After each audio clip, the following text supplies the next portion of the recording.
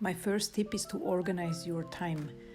Well, that's a very fundamental point, I think, and I like to keep personally in my notes application in the iPhone my list for the week, the entire week, and that way I can see what I need to do for every day.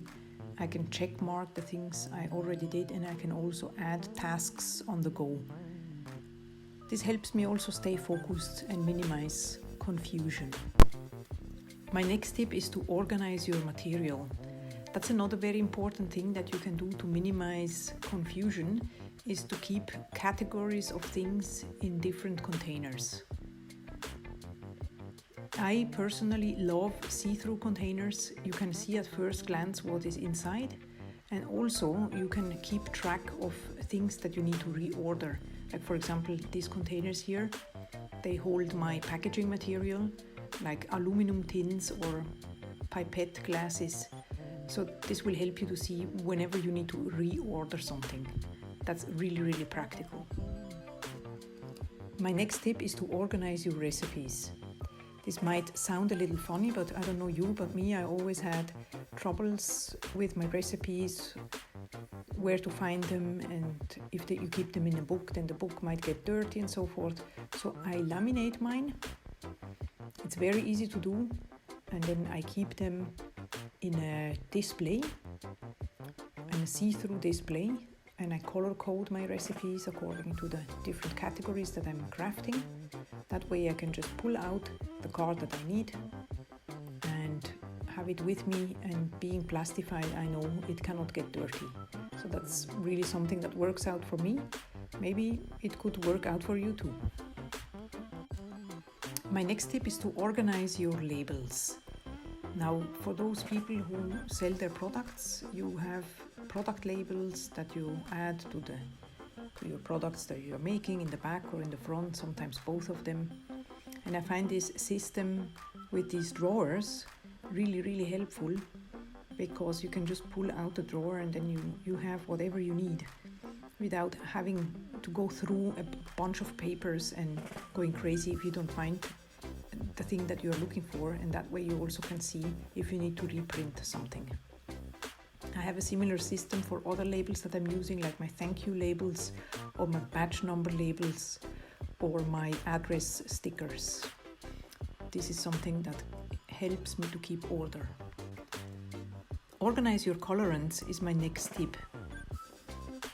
Usually pigments or micas, they come in bags like these, which are very practical for transport, and they are cutting down on shipping costs. That's no question at all. Nevertheless, they are quite impractical if you are soaping, because you're moving fast and you have your gloves on and you don't want to fight with the bag like I'm doing here. So what I like to do is to transfer them in a see-through container, like in a jar, for example. And then I like to keep these jars of different colors on a rack where you have a kind of a color coordination, like the blues together, the greens together, the reds together, so you can easily move and just grab what you need. Same thing applies for glitter. You can see I'm using salt and pepper shakers here for glitter, so you can just pop them out and use it when you need it. Have a system for reordering of your products.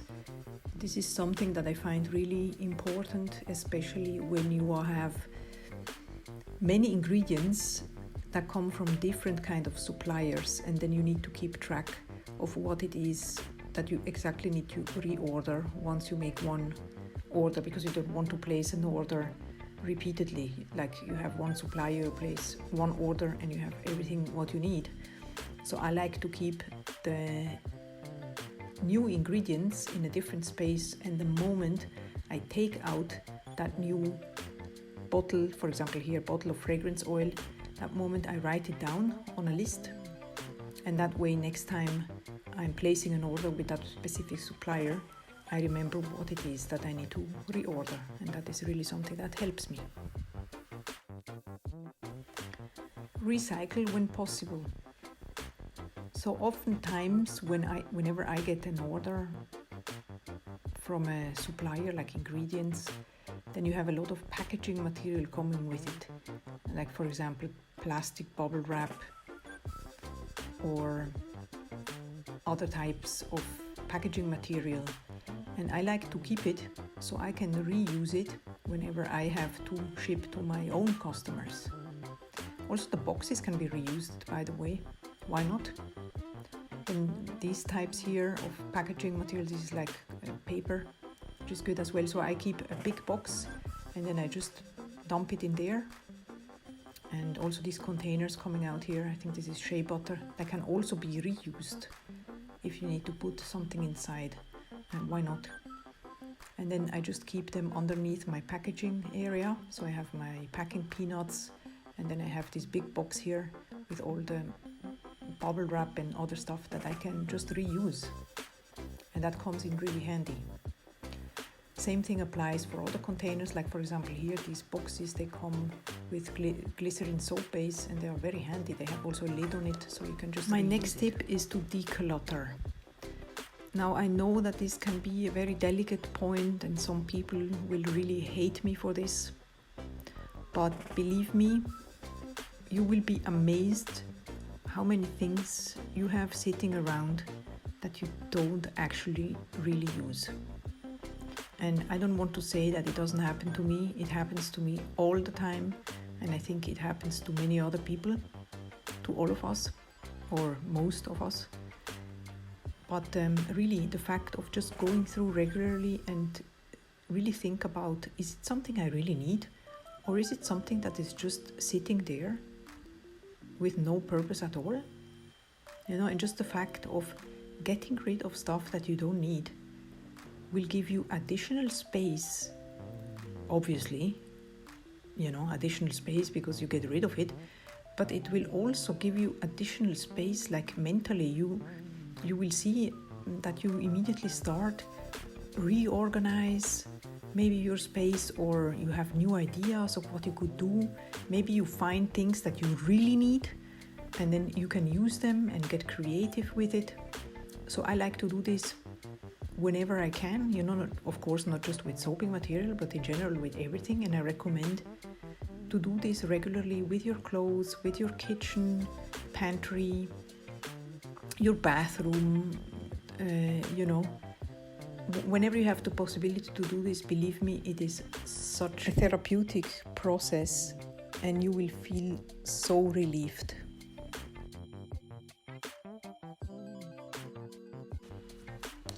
Organize your packing area.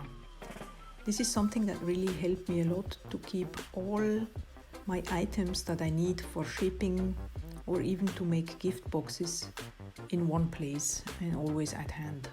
So I like to have this space organized, and I have everything I need, like scissors and like gift ribbons. You can see here I like to keep them this way so I can just pull them out and cut and they are ready to be used in different kind of colors and so forth. And then I have the shrink wrap and cellophane bags. I like to keep them here next to the impulse sealer in glass containers like these, so I can just pull them out whenever I need them. And yeah, other labels that I need and pens and so forth, the heat gun. And believe it or not, this table was really inexpensive. I think it came for 50 francs, which is like $50. I can leave a link down in the description box. It also has a drawer where I like to keep my tissue paper that I use whenever I ship stuff to my customers. I put a tissue paper in it so I can just leave it there and it's neatly stored. And underneath the table I have additional space where I keep gift boxes that I have and other materials for packaging, like packing peanuts or bubble wrap and other types of things that you need whenever you ship orders to customers. And this table is really helpful. It was a very good investment for me. I added this board with the holes in the back, which is really helpful, where you can store a lot of things, and it has a lot of features that I can leave a link down in the description box below. And on top I have these containers where I keep bags and other cellophane bags and other shrink wrap that I need for different kind of products and my business cards as well. Use baskets and containers. Might seem like very stupid, but it's actually not. It's always good to have such baskets available whenever you need it. You don't have to necessarily always fill it with something if you don't need it, but whenever you do need it, like you need to store something quickly, or you have a project that you want to get to it at a later point, then it's good to keep them in containers like this, so they are stored somewhere and easy to find, and it helps you to minimize confusion. Use a gift box maker. That was a game changer for me. I didn't even know that a gift box maker existed, but now I do. So I keep these types of design blocks here with different patterns and designs in it, always handy. And whenever somebody orders a gift box, like a smaller one, then I have my design block and I have the gift box maker and the envelope maker ready, and it's so easy and so fun. You have a handmade gift box, which is a very good addition to the handmade products. People really love it, and it's really inexpensive as well. And when you're out of gift boxes, well, you can make your own, and that's, just a great thing to have. They are also customizable, so you can really go through your design blocks and find the design that will fit to the occasion or to the person. So that's really a very nice thing. So these were my hacks and tricks for today. I hope that you enjoyed this video, maybe even found some of the tricks helpful to you. I would love to hear about it. I always love to hear your feedbacks. Remember that soap making is supposed to be fun. It is a very creative activity. If it's well organized, it's even more fun and more creative. So I hope to see you around very soon for another video, and I wish you a very nice day. Bye